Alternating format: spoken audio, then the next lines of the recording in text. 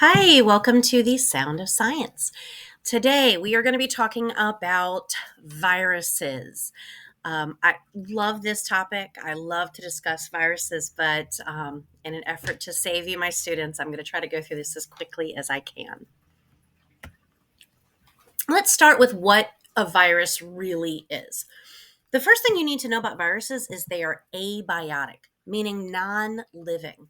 It's a particle, it's made out of protein and a little bit of nucleic acid. It could be DNA or RNA. And sometimes there's even lipids. But in order for a virus to reproduce, because it is non living, it's not able to reproduce on its own. It actually has to have a host cell. Viruses are very host specific. Typically, a virus that infects humans is not going to infect other organisms. Now, obviously, there are some viruses that can infect a wide range of organisms. It just really depends on how long the virus has been around. Viruses don't have cells. They don't consume or create food for energy, and they don't grow or develop. They are capable of evolving. They can actually, their DNA can change, but that's not the same thing as growth or development. In addition, viruses don't respond to their environment. So they're missing a lot of these characteristics that you normally would see in living things. The genetic material inside of a virus is, like I said, could be DNA or could be RNA. But the really cool thing about viruses is that the capsid or the protein coat that surrounds that DNA can come in a variety of shapes and sizes. You do need to know that viruses tend to be very, very small. In fact, they're so small, we can't see them with even a plain microscope. You actually have to have an electron microscope to see a virus. So we don't actually get our first picture of a virus until the 1950s. But they come in a variety of shapes. The bacteriophage, the T4 bacteriophage, this is actually a virus that infects bacteria, so germs can get germs. But the bacteriophage, it looks honestly like some sort of alien creature has landed. Tobacco mosaic virus that infects the tobacco plant, yes, the actual plant that tobacco comes from, um, has kind of a spirally shape and it's just spiral proteins. Influenzas, coronas, those tend to be more spherical, um, or even with sharpened edges, but still in that sort of that round shape. When viruses reproduce, they're going to do so in one of two ways. There's actually two cycles they could go through. Some viruses go straight for the lytic cycle. Virus injects its DNA into the host cell, or RNA, and then begins to make its own genetic material. That genetic material is going to chop up the host cell DNA. And essentially, the virus is going to use the host cell machinery, all the different organelles, to make copies of the virus. Eventually, the cell goes through a lysis or it bursts. This is where lytic comes from. Viruses flood all over the body of the organism and they start over again with the next cell. The lysogenic cycle eventually ends in the lytic cycle, but the first stage is not the host cell losing its DNA.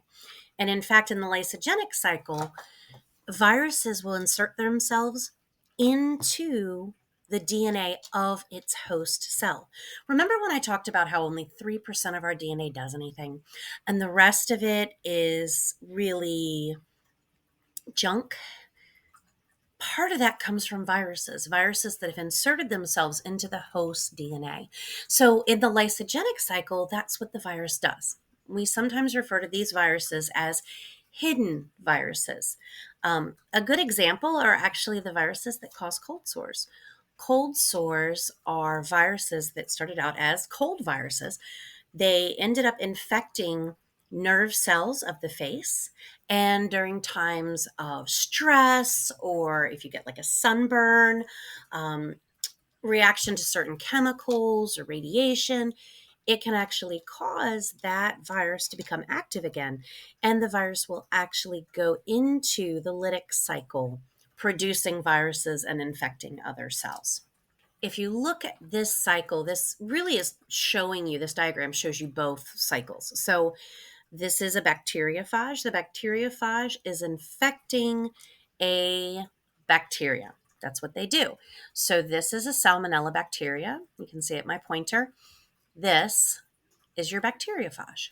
So it's going to insert its DNA and either go into the lytic or the lysogenic cycle. In the lytic cycle, it's just going to go through. That DNA is going to start getting replicated.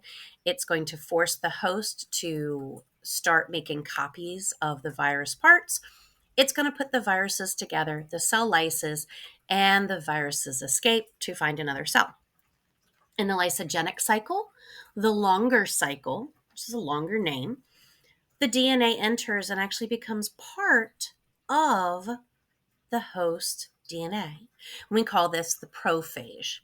After a while, something happens, it triggers it, and then we end up exactly where we are here in the lytic cycle, and it continues on. This slide is just to give you an idea of what some of the common human viruses are and the diseases that they cause. So, the common cold is the result of a virus. Influenza, the flu, is the result of a virus. So is HIV. Obviously, those are vastly different. Hepatitis B, West Nile virus, Ebola, Zika. All of these are viruses that can affect humans. If you look at transmission, viruses can be transmitted in several different ways. It can be contact with an object that's contaminated. It could be droplet inhalation. Somebody sneezes or coughs, and you walk through the kind of the cloud they produced, and you inhale it. Flu viruses are some that will actually go through those respiratory droplets. Sexual contact or contact with body fluids or blood. These are some of the other ways that viruses can be spread. And of course, you also have viruses that can be spread from mosquitoes or from ticks. So all of these are different ways viruses can be spread. Now, do you need to take the time to write down all of these viruses and everything on this slide? Absolutely not. Don't take the time to write all of this. But do take the time to look through, read through some of it, some of the different effects that you might see from these different viruses and how they might be transmitted. One of the most important things that we can talk about with viruses are how to prevent them. And that's really the most effective means of controlling them. Really, for viruses, there's limited treatments. We do have some antiviral drugs, such as Tamiflu for the flu. But truthfully, viruses oftentimes just have to run their course. There's not a whole lot we can do once somebody has a virus. Hand hygiene, number one way to prevent viruses is to wash your hands and make sure that you're not touching your eyes or your mouth or your nose throughout the day. Make sure that you wash your hands often, wash before and after eating, and just really as often as you're able to throughout the day. Vaccines. So, vaccines are safe, vaccines are often effective. They are not always perfect, of course, but what studies have found is that even when an individual, for instance, has the vaccine but still manages to get the virus, sometimes that can happen, but their illness is usually considerably shorter and much more mild. So, it's important that you're up to date on your vaccines. Supporting the immune system. The ways to support the immune system can include vaccines. It also includes making sure that you're getting plenty of sleep, making sure you're getting lots of rest, eating healthy foods, drinking lots of fluids, getting exercise. All of these things help support your immune system. One thing that a lot of people will often ask, and I see it all the time, where an individual's like, oh, yeah, I have a cold. I need to get some cold medicine to make it go away. That doesn't work. The cold medicines that we currently have, they don't get rid of viruses. They don't treat the virus. They just make you feel better. They treat the symptoms. Same thing with fever reducers, Tylenol, ibuprofen. These things are not going to get rid of the illness that you have. They're just going to treat the symptoms. They're going to make you feel better. Sometimes some of these cold remedies that people take not only are they not getting rid of the virus, but sometimes they actually cause you to have it longer. Some of these symptoms that you're going through are actually part of your immune system. And your immune system is trying to get rid of the virus. But by taking some of these cold remedies, you're preventing your immune system from doing its job. So let's talk about that immune system, the immune response. The very first line of defense against getting any type of pathogen, and this includes bacteria as well as viruses, are things like skin, tears, anything with mucus or saliva. All of it can contain something called lysosome that breaks down, or lysozyme, sorry, that breaks down pathogens. Secretions like stomach acid. Stomach actually helps prevent you from getting stomach viruses because it's actually helping to destroy it. The next line of defense you have, let's say that virus manages to get past all of those things, is an inflammatory response or a fever. Your fever's job is to help break down the virus particles and help prevent the virus from taking hold or getting worse. Inflammatory response, same idea. It sends lots and lots of fluids to an area, it swells up that area, and it helps prevent the virus from taking hold.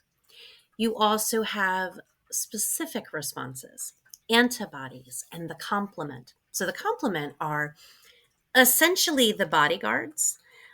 25 molecules, they're made to destroy anything that's tagged as not belonging. Antibodies are those tags. Basically, you've got B cells and T cells, right? And they talk to each other. And basically, it's just like it's bumped into a virus. And it's like there's a virus in the body and it looks like this and it makes a shape. And so the B cells will be like, okay, it's fine. Let's make some antibodies. So they make these antibodies that fit the shape they were told. Those antibodies, that humoral response or cell mediated responses, the antibody that was created by the humoral response is going to tag the pathogen, right? You end up with these antigens. And so basically is saying, hey, if it's got a tag on it, destroy it. The cell mediated response is going to surround that invader and destroy it. One of the members of the complement is actually part of that, and it's called a macrophage, which just basically means big eater. And its job is to Pac-Man its way over and eat whatever's been tagged. This slide is actually a really important slide. It's going to go through and explain the characteristics of viruses and cells. Viruses are non-living, and so by comparing viruses to a cell, you can actually see some of these differences. The structure is different.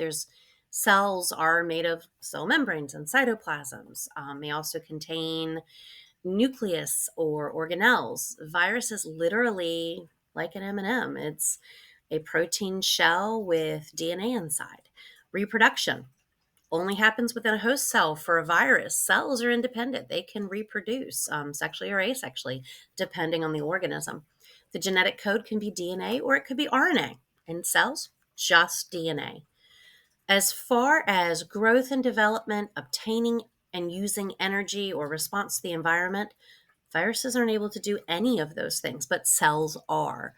And changing over time, evolution, yes, viruses can evolve over time. Anyone who's lived through the coronavirus pandemic knows that we have gone through however many iterations of COVID-19. But cells, of course, are also able to do that. So just make sure you understand that viruses are non-living. And these are the reasons. The things that they are unable to do prevent them from being considered living.